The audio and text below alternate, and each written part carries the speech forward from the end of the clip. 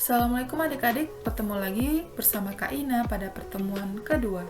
Kali ini kita akan membahas tentang bab 1 ya, tentang bilangan. Namun subbab yang pertama itu tentang operasi bilangan. Mari kita lanjut untuk lebih jelasnya. Nah, yang pertama kita pelajari adalah jenis bilangan. Untuk apa sih belajar jenis bilangan ini?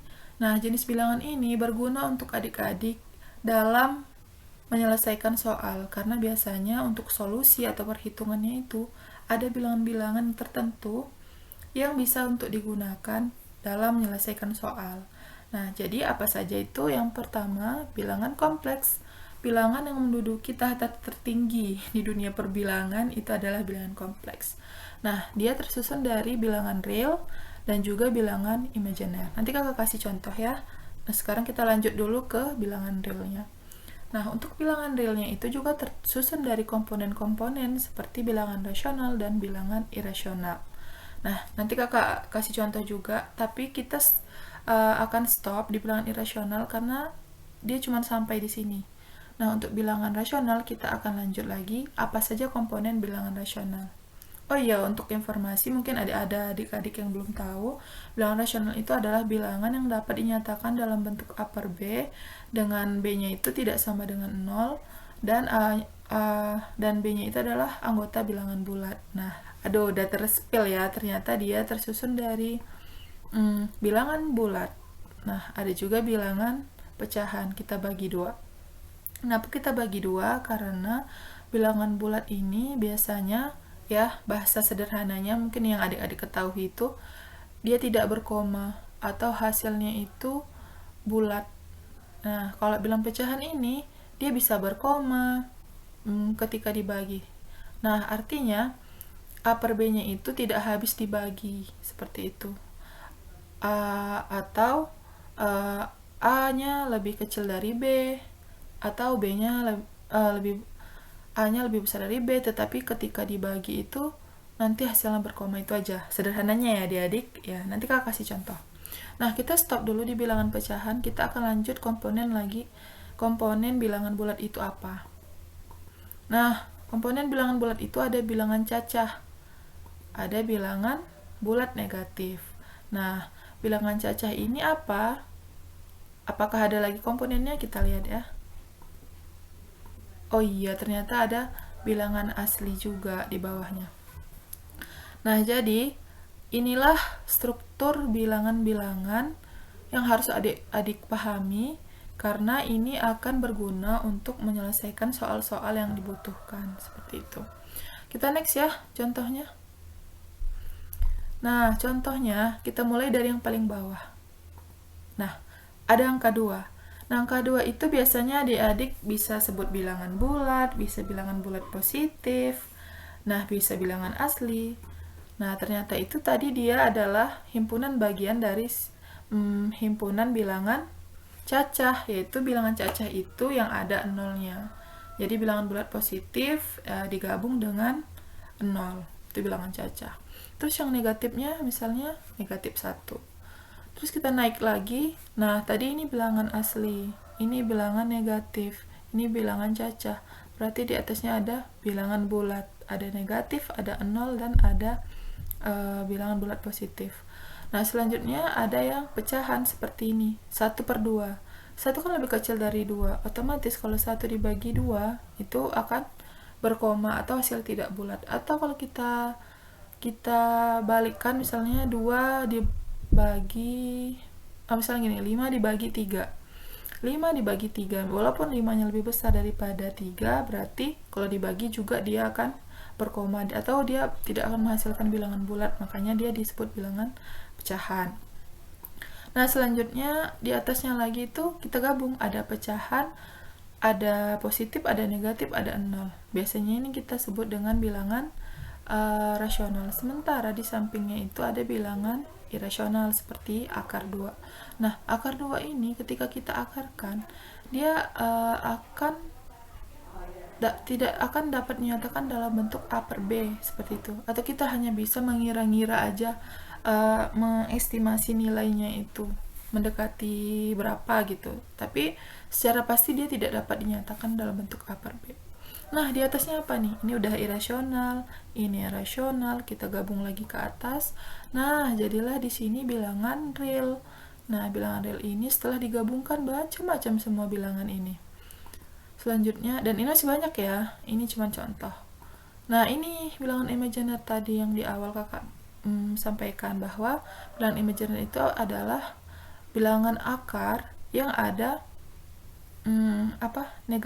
negatif 1. Makanya dikatakan imaginer. Kenapa? Karena nggak mungkin akar itu menghasilkan hasil yang akar dari negatif, apa hasilnya gitu, jadi nggak ada. Makanya mungkin peneliti atau dulu ilmuwan buat aja imaginer, karena dia memang tidak bisa lagi diapa-apakan seperti itu. Nah, inilah tahta tertingginya. Misalnya kita gabung setengah i tambah i, atau boleh ya, ini boleh tambah, boleh apapun sih kombinasinya. Intinya dia di antara gabungan antara bilangan real dan bilangan imaginer. Oke, mungkin udah paham ya. Kita lanjut ke bilangan asli. Nah, di antara jenis bilangan tadi kita bagi lagi ya, bilangan asli apa saja sih yang sering dipakai, bagian-bagiannya itu dalam soal. Nah, mungkin adik-adik udah familiar dengan bilangan ganjil, terus bilangan genap, nah, atau bilangan prima. Nah, ini juga sering digunakan dalam soal olimpiade dalam menentukan beberapa kasus tertentu. Misalnya diperlukan bilangan ganjil, atau misalnya kombinasi ganjil dan genap, atau bahkan prima. Nah, jadi memang adik-adik nih harus terbiasa dengan nama-nama bilangan agar lebih mudah untuk menyelesaikan kasus-kasus yang ada nantinya.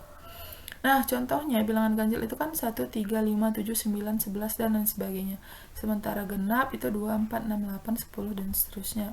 Nah, bilangan primanya itu adalah 2, yang genapnya kan cuma 2. Nah, sementara yang lain ada sebagian dari bilangan ganjilnya, seperti itu. Oke, kita lanjut. Operasi hitung pada bilangan bulat sebenarnya itu ada 2, penjumlahan sama perkalian. Nah, adik-adik nggak usah dihafal ya, tapi untuk dipahami aja. Kalau misalnya nanti ada di kasus dalam soal-soal olimpiade itu,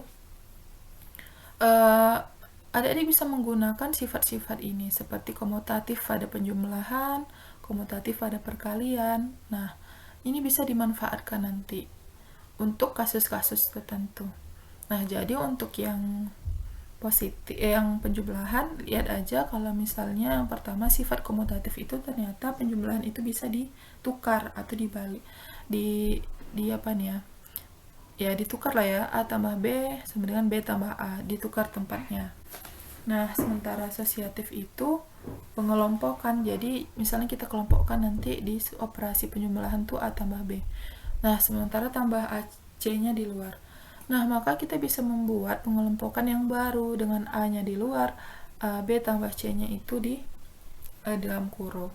Nah, identitas yang digunakan di penjumlahan, ingat, itu 0. 0 ini berfungsi sebagai apa, Kak? Nanti adik-adik akan butuh 0 untuk kasus-kasus tertentu. Nah, jadi dia bisa muncul dimanapun, seperti itu. Nah, unsur inverse dari penjumlahan apa, Kak? Yaitu negatif. Nah, karena setiap A yang ditambah atau dijumlahkan dengan lawannya, dia akan menghasilkan hasil unsur identitas. Nah, begitu juga dengan perkalian. Nah, adik-adik juga bisa melihat nanti suatu kasus tertentu itu, perkalian itu membutuhkan misalnya sifat komutatif. Berarti bisa dibalik, A kali B sama dengan B kali A. Begitu juga dengan asosiatif, A, B-nya dikelompokkan, C-nya di luar, nanti bisa A-nya di luar, B, C-nya dikelompokkan. Seperti itu. Nah, untuk unsur identitas perkalian jangan lupa itu 1. 1 ini kenapa ya? Sangat perlu nanti.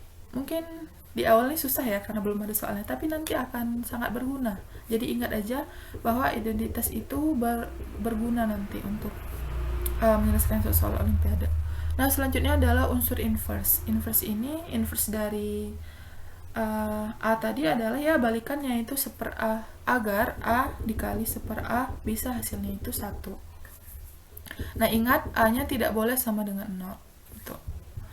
Nah, kita lanjut lagi. Yang kelima yaitu sifat distributif atau penyebaran itu bisa gabungan antara perkalian sama penjumlahan. Sehingga apabila A dikali dalam kurung B tambah C, itu bisa menghasilkan A kali B tambah A kali C. Baik, sekian untuk hari ini. Semoga bermanfaat. Selamat belajar adik-adik.